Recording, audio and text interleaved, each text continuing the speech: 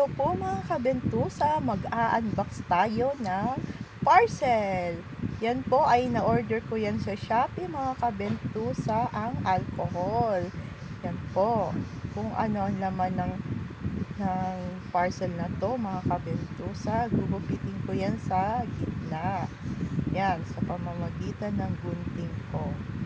Yan, ay tatanggalan natin yan ng nakasulat dyan na address mga kabentusa. Isa-isa ko yan ginugupit para hindi makuha yung address mo, phone number mo.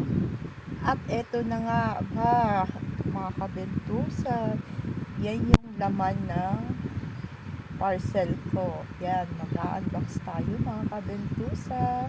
Open up. Yan. Oh, diba? Easy lang yan buksan mga kabentusa. Po, ay kung anong laman ng parcel na to, ay tingnan natin ang anong resulta.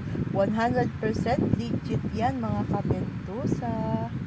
At po, ay legit na legit. Ay gugupitin ko nga ang box nito mga kabentusa. Ayan, kung ano ang laman nito mga kabentusa. Diba? Surprise naman po mga kabentusa kung anong laman. Wow, meron pang free mga kabentusa. Ay lalabas ko na. Yan. Oh, diba? Ayun, sabon naman ang free nito sa order ko na alcohol. Dalawa yan mga kabentusa.